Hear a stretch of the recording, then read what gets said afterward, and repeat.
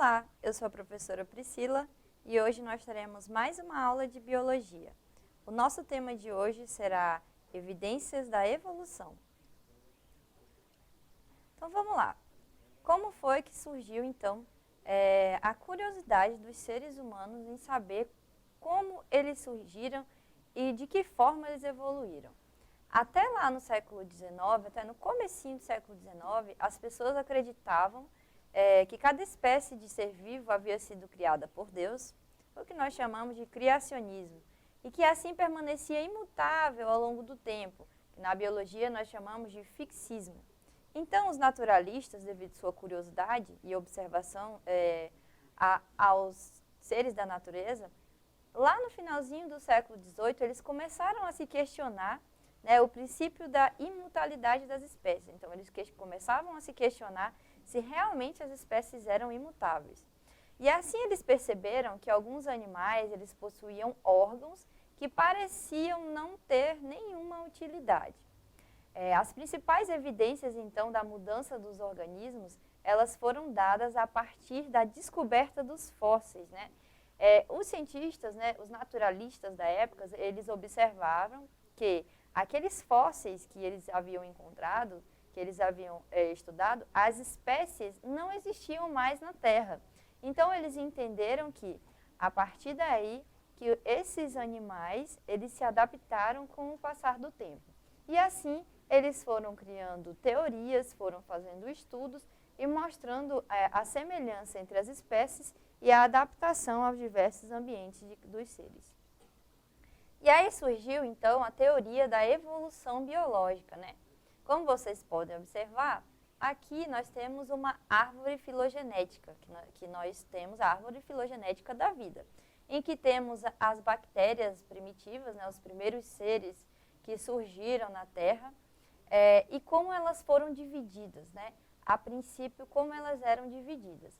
E aí, depois de toda essa divisão, de toda a evolução, a gente pode perceber que no começo houve um ancestral comum e que a partir desse ancestral comum foi dividido em 3 árvores genéticas diferentes e que 3 segmentos diferentes também foram divididos em outros subsegmentos e formando os organismos como nós conhecemos hoje, né? Como animais, fungos, plantas, entre outros. Então, a evolução biológica, ela corresponde ao processo de modificação e adaptação das espécies ao longo do tempo. A ideia principal da evolução biológica é que todos os seres vivos compartilham de um ancestral em comum.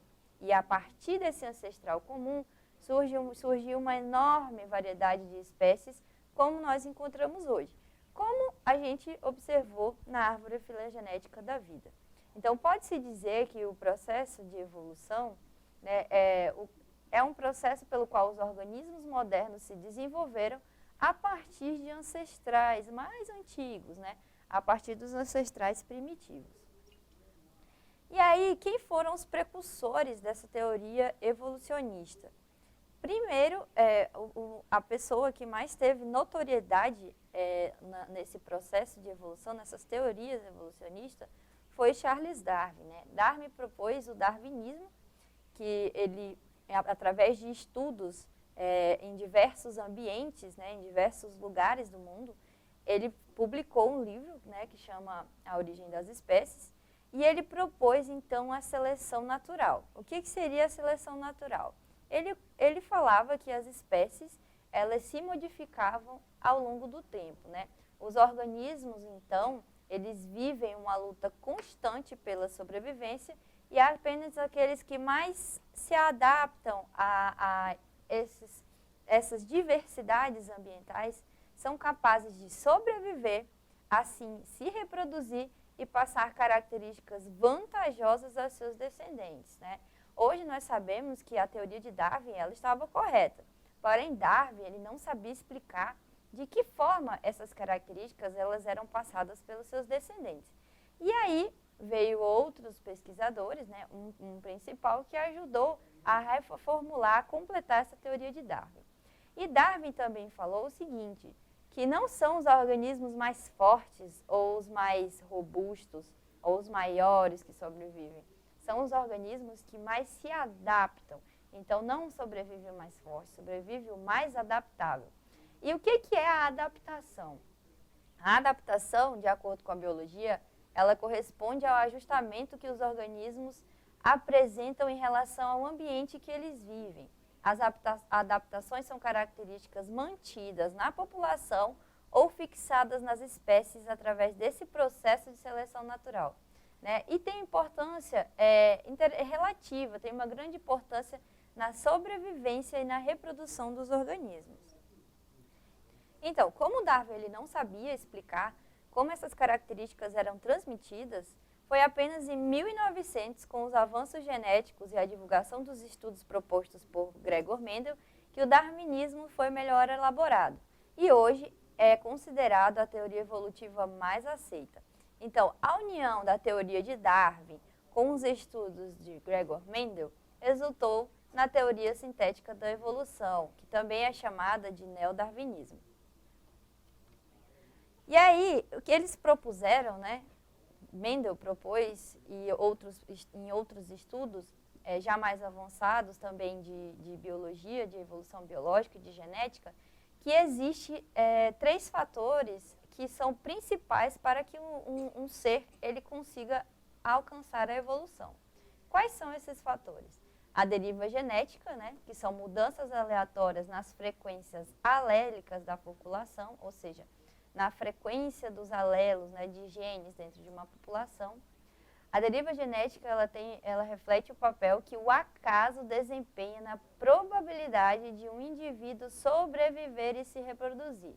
Então, em uma população que os indivíduos eles são acasalados ao acaso, é a deriva genética que vai mostrar qual a probabilidade desses indivíduos sobreviverem, né, e passar essas características por gerações. Nós temos as mutações que correspondem ao processo, né, onde qualquer alteração no material genético de um organismo pode originar uma nova característica. Essa nova característica pode oferecer alguma vantagem ao indivíduo. O alelo tende, então, a ser preservado pela seleção natural. Então, o processo de mutação ele não ocorre do dia para a noite. Geralmente demora milhões de anos, né? Demora muito tempo para que esse processo ocorra. E aí, caso essa mutação, né, que ocorre lá no nosso material genético, que pode ocorrer desde uma simples troca entre os nucleotídeos até uma fita de DNA modificada, caso isso ocorra e seja vantajoso, né, para o meio, para o organismo, a seleção natural tende, então, a preservar essa mutação e essa mutação vai ser passada para os descendentes. E aí nós temos a seleção natural, né, que já foi falado, que é o mecanismo que seleciona, que escolhe os indivíduos mais adaptáveis. E assim, eles têm a chance de sobreviver, se reproduzir e transmitir essas características desejáveis aos seus descendentes. E aí, quais são, então, as evidências da evolução, né? O que mostrou para esses naturalistas que existia, então, um ancestral comum? O que fez esses naturalistas a pensarem nessas teorias evolucionistas? Primeiramente, foi a descoberta dos fósseis, né? Então, através da paleontologia, diversos fósseis foram analisados, mostrando formas de vidas passadas que não existem mais ou que se assemelham aos seres vivos atuais. Então, foi dessa forma que tudo começou. Foi dessa forma que os naturalistas começaram, então, a trabalhar, né, a estudar em cima dessas teorias, formular essas teorias evolucionistas. E outra evidência muito importante também é a comparação anatômica. Como os naturalistas antes, eles geralmente estudavam com cadáveres, né? E também dissecavam animais, eles puderam perceber que a anatomia de alguns organismos diferentes podia, então, ajudar a mostrar esse processo evolutivo. Observem na figura a mão de um humano e a mão de um gorila. É semelhante, né? A diferença é que a mão do gorila é maior. Mas observem que a mão, o formato dos ossos, a disposição desses ossos é muito semelhante. E aí nós temos também os órgãos homólogos, né? Que eles observaram que Eles possuem a mesma origem embrionária e estrutura anatômica, porém com função diferente de acordo com cada organismo. Por exemplo, a baleia, né, possui uma nadadeira, mas vejam a estrutura óssea é muito similar. E também nós temos os órgãos análogos, né? Esses órgãos análogos, eles têm origem embrionária e estrutura anatômica diferente, porém possuem a mesma função em cada indivíduo. Como, por exemplo, como vocês observam, as asas de um beija-flor ou de uma ave e as asas de uma borboleta.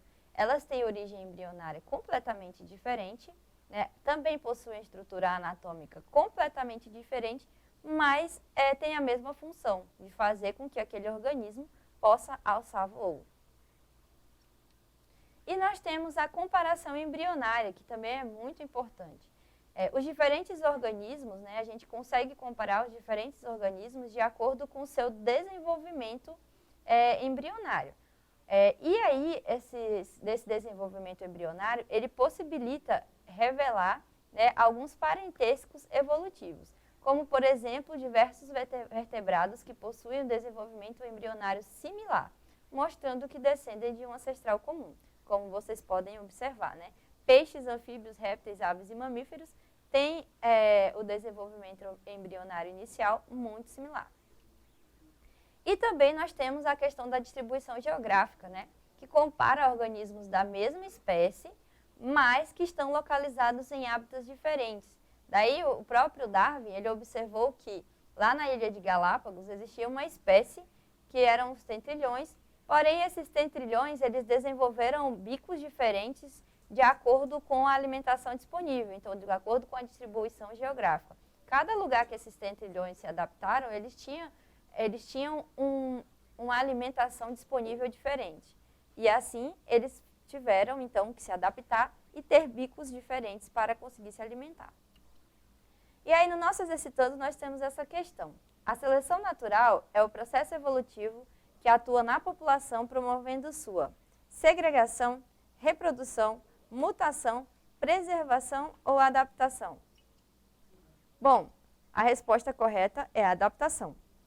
A seleção natural atua, então, selecionando os indivíduos mais aptos, né, mais adaptáveis, que sobrevivem ao ambiente, promovendo, então, a sua adaptação. Bom, agora que você já sabe sobre o tema, treine em sua casa, procure realizar as atividades propostas pelo seu professor e acesse a nossa plataforma Eduque. Obrigada!